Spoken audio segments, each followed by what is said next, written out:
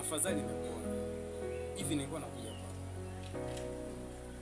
Nimefurahi pia kuona. Maana na maneno machache sana kuzungumza naye.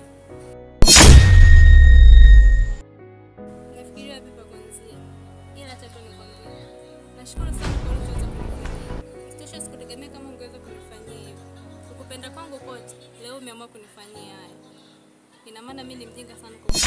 Lakini Ana, kama tatizo ni Sweet ni rafiki yangu tu. Hivyo alikuja kunipa company.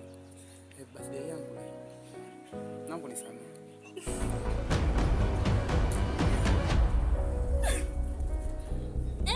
Sweet? Kwa ina maana ulikuwa na mwanamke mwingine, si ndio? Na isitoshe mimi sikuwa na maana hiyo. Wala sikuja kwamba kuuliza sijui mada za Sweet, wala sikukuona na huyo mtu wako. Ila asante baba. Umenifunua na ambacho sikukijua. Hapana. Niache huko.